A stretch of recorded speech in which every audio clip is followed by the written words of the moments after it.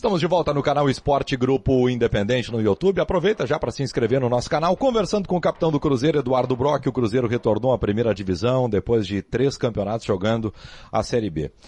Brock, essa é uma pergunta, não sei se alguém te fez essa pergunta, mas até pela nossa proximidade e um pouquinho de amizade eu posso fazer ela para ti. Quando que vira o chip do jogador do Brasil de Pelotas, do jogador da Ubra, do jogador que passou pelo Goiás, que lá no Ceará estava no grupo, não foi tão titular, do jogador que sobe com o Paraná como protagonista, que pega essa bagagem da Série B, mas que chega num grande time e sai do papel de coadjuvante para ser capitão e ser jogador protagonista. Como é que foi pra ti isso no início? De olhar pro Mineirão e ver, pô, essa turma aqui agora eles estão comigo.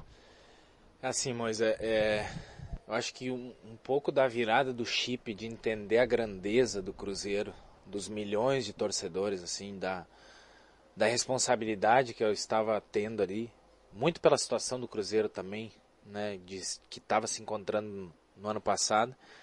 Então, tu vê a cobrança, o nível de cobrança, tu já, opa, eu tô num negócio diferente do que eu já vivi até hoje. Só que o principal, eu acho mesmo, depois de a gente conquistar tudo, que aí é de uma forma positiva, tu vê assim, ó, o quanto representa para muitas pessoas aquilo ali que tu tá fazendo, o que a torcida fez pela gente também do Mineirão, assim, para quem esteve lá dentro do Mineirão sabe o que eu tô falando, de energia que tava lá, absurda. E aí tu ter o teu nome gritado pela torcida, tu ser aplaudido, então assim, tu ser valorizado é uma coisa muito gratificante, assim, e naquele momento, cara, olha o grande que eu tornei, e aí tu começa a ver pessoas importantes do mundo futebolístico, sem falar no Ronaldo, né, que tá convivendo, que talvez o maior de todos, né, ver falar de ti, saber teu nome, entender, te dar uma opinião, às vezes até pode ser uma crítica, mas é uma crítica construtiva, então tu começa a ver que tu se torna grande dentro do mundo, e aí tu começa a ver, cara, é aquele o Brock de Arroio do Meio, que saiu lá da escolinha, que só queria cortar grama, agora tá aqui. Então, assim, cara, é um sentimento, assim, não tem como dizer, não tem como expressar em palavras o que é esse sentimento, porque as pessoas sabem, quem conviveu comigo, meus amigos que conviveram comigo, sabem que eu abdiquei de muita coisa na minha vida para poder ter o que hoje eu conquistei e quero conquistar mais, mas para chegar até aqui não foi nada fácil. Então hoje eu poder olhar para trás, ver que valeu muito a pena, é porque eu cheguei, estou numa grande equipe com 11 milhões de torcedores, então assim, e hoje está convivendo com um dos maiores caras do futebol, como eu disse, que é o Ronaldo. Cara, eu acho que quando criança eu não sonhava tanto quanto eu estou vivendo hoje. Então eu acho que esse chip agora virou. Agora realmente o Brock se tornou uma pessoa importante para uma equipe tão grande quanto o Cruzeiro. Tá na história. Isso ninguém vai nunca mais apagar e eu quero continuar levando isso para minha vida toda. Quando tu chega, por exemplo, essa é uma diferença, e tu sabe que no mundo da bola é assim. O respeito é diferente, né? Respeito com o jogador. Não é mais o Brock, não, é o Brock, o cara que subiu o Cruzeiro, o capitão do Cruzeiro, o cara que o Ronaldo fica todo o tempo conversando com ele lá no treino. Teve um dia, Brock, a primeira foto que foi publicada, que foi a foto mais pública, logo depois que o Ronaldo começa a participar dos treinamentos, que ele tá contigo conversando, eu printo aquela foto, eu mando pra correr uma lágrima assim, eu pensei, olha lá, cara, esse alemão, o xerife tá lá com um fenômeno, que coisa maluca. Como é que foi pra vocês no início, pro grupo?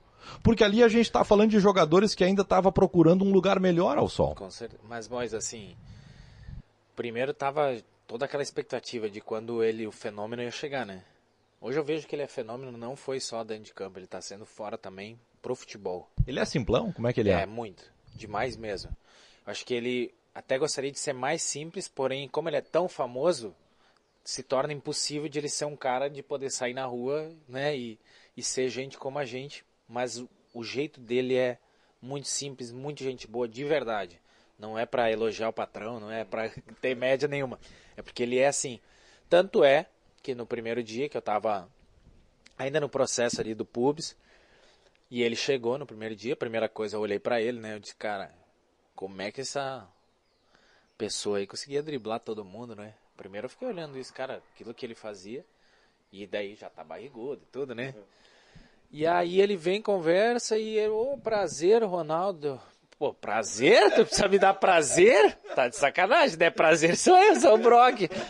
Aí ele chega, de verdade isso aqui, ele... Brock, eu sei que tu era um dos caras que tá do ano passado aqui, e hoje eu venho aqui te pedir, me ajuda a reconstruir o Cruzeiro. Bem assim, me ajuda a reconstruir o Cruzeiro, faz parte da nossa equipe, tu é um cara importante, dos mais experientes, né? Não vou falar velho, mais experientes da equipe. E aí eu, pô, uma honra, né? Pô, muito obrigado por me deixar fazer parte e tal. Aí falou um pouco da pubalgia. E aí, beleza, a gente sai da conversa, que foi onde teve essa foto que tu depois me mandou. E aí, cara, eu entro no carro, e eu contei antes aqui pro Medonho, né? Cara, eu entrei no carro, parecia uma criança com os vidros fechados, gritava de verdade, sozinho, parecia um louco. Cara, felicidade de um menino, um piá, lá de Arroio do Meio, tá hoje convivendo, tá escutando o Ronaldo, cara, pedindo para eu ajudar em alguma coisa. Então, assim, é um sentimento, assim, uma explosão do sentimento de, poxa, é o maior do mundo, né? E então, a partir daquele dia, e aí volto a dizer, pela toda a minha reconstrução dentro do Cruzeiro, a gente teve uma confiança, né? Ele teve uma confiança grande em mim, por toda a equipe dele. E a gente acaba conversando até bastante quando ele se faz presente, né? Então aí que eu posso te dizer que ele é um cara sensacional, que conversa de tudo, que dá risada, que ele gostaria de, eu acho que eu vim comer churrasco. Eu digo que eu tenho objetivo, né? Quando eu joguei com os Sobs, eu falava que o objetivo era trazer os Sobs para Arroio do Meio. Eu trouxe, né? Agora meu outro objetivo, se eu renovar mais uma vez com o Cruzeiro, eu vou botar lá, ó, tem que ir para Arroio do Meio, comer um churrasco, e né? dar uma entrevista pro Grupo Independente. Não, por favor. Aí, vou tentar atingir isso ainda, vou tentar. Coloca. Mas, então, assim, cara, legal demais. Só que a gente não tem noção o quanto ele é grande, entendeu? Ele é muito grande mesmo. E, Brock, o Pesolano tem todo aquele estilo dele. O Fenômeno vai pro vestiário antes dos jogos, ele conversa com vocês. Como é que é? Até quanto ele passa, ele entra dentro das 4 linhas? Não, da nossa parte como atleta, ele nunca tocou no assunto de jogar. Quer dizer que ele não te cobra, ele não fala nada pra ti? Não, nada, não vai me cobrar do futebol, do jogo, nada. Segundo as informações que eu até perguntei sobre isso, não se mete dentro do futebol. Ele opina na contratação de algum atleta, ele opina em alguma outra questão da parte externa, mas nunca de uma parte interna dentro do clube, assim, do campo, no caso, né? Então ele, assim, depois do jogo que ele desce no vestiário, ele vem sempre pós-jogo. Antes do jogo ele não vem. No pós-jogo, às vezes ele chega, daí ele senta, aí conversa um pouco sobre o jogo em geral, mas não de conversar assim, ó, pô, hoje a gente não foi bem por causa disso, acho que deveria ter feito isso, não. Hoje a nossa equipe não foi tão bem, nós temos que melhorar, mas o próximo vai melhorar. Então sempre uma coisa muito geral, até para ele não se envolver nessa parte, né? Então assim, muito legal ele entender. Por isso que eu digo assim, ele é um fenômeno no que ele faz. Porque qualquer um com a experiência, todo mundo daria ouvido pro cara, né, se ele quisesse opinar sobre o futebol, mas ele sabe qual é o ponto dele como dono do clube e que cada um está contratado dentro do clube para uma importância. E contrataram todos os profissionais de altíssima qualidade. Então ele deixa nas mãos desses profissionais e está dando resultado. Olhando para a Série B, Brock, qual foi o jogo? Porque o jogador tem muito essa questão do sentimento. O jogador ele tem uma sensibilidade apurada, porque senão tu não joga bola. Tu tem que antever movimento, tu tem que sonhar com o jogo, tu tem que pensar que tu vai fazer o gol, que tu vai dar o carrinho, que tu vai tirar a bola na hora certa. Qual foi o jogo que tava lá indo pro final e tu pensou, subimos? Porque às vezes tem jogo na 3ª rodada que tu vê, não, esse time vai subir. Às vezes é na 10ª, é na 35ª. Qual foi o jogo que tu tá correndo ali lá? Porque o Pesolano até de lateral esquerdo te colocou em alguns jogos para te dar liberdade, né? Pra tu jogar pela tua importância no elenco. Qual foi o jogo que tu tá jogando? Pô, a gente vai subir, cara. Que loucura, a gente vai fazer história. Assim, mas eu acho que tem 2 momentos. Tem o momento do meu sentimento do acesso, realmente, que foi... Acho que antes de eu renovar ainda o contrato e de botar a cláusula do acesso, porque ali eu tinha certeza que a gente ia subir, pelo trabalho que eu estava vendo, pelo desenvolvimento e o andar da carruagem que estava, né, e naquele momento, e a Jana é prova disso, meus empresários são, cara, eu quero renovar, porque eu poderia ter saído até para outra equipe por mais valor de salário, e eu disse, não, eu vou ficar aqui porque aqui eu tenho certeza que vai subir. Nós vamos entrar e o meu intuito é entrar na história. E aí a gente começa o campeonato, começa a dar tudo certo. E quando tu começa a ver, quem entende futebol sabe, quando a bola bate na trave entra e quando a bola bate na trave sai.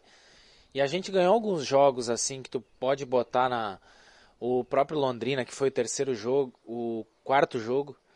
Nós não estávamos tão bem no jogo e o goleiro vai no tiro de meta, erra uma bola no pé do Edu e a gente faz o gol e ganha o jogo de 1-0.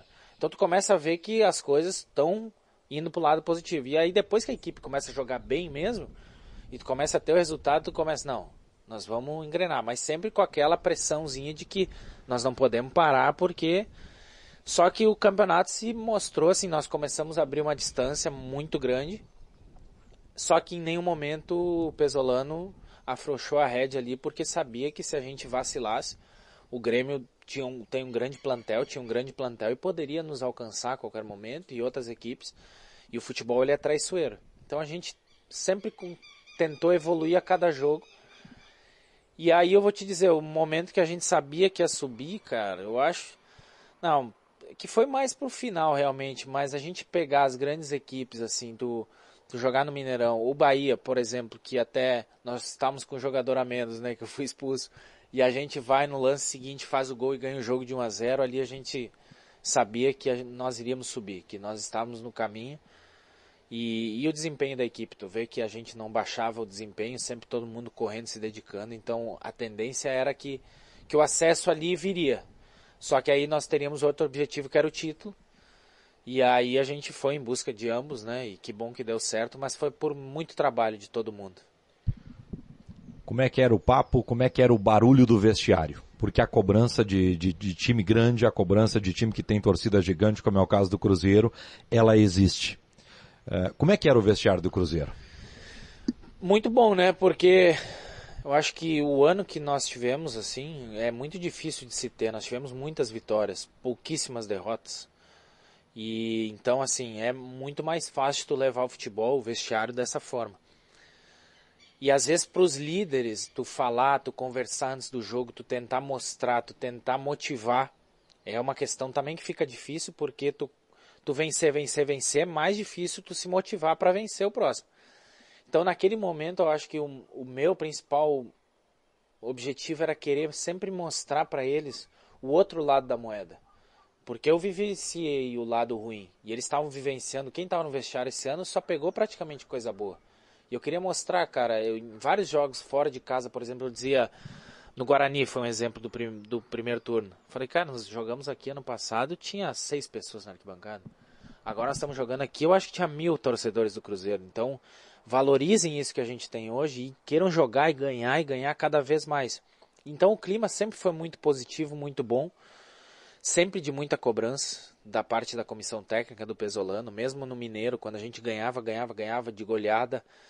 E ali a gente não entendia ele ainda, porque o gringo chegava depois do jogo e não gostei, uma merda, tem que melhorar, tem que jogar mais. E nós tínhamos ganhado de 4-0, 5, e todo mundo assim, com todo respeito, vai pra... Pô, nós acabamos de ganhar de 5 e tu tá acabando com... Então assim, porque nós brasileiros temos um jeito diferente deles de lidar, só que todo mundo foi se adaptando a isso e sabia que a cobrança fazia parte do trabalho, porque sem a cobrança não daria certo.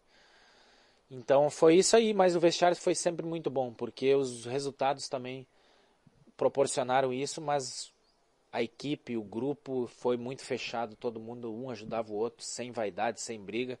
Até houve algumas brigas, né?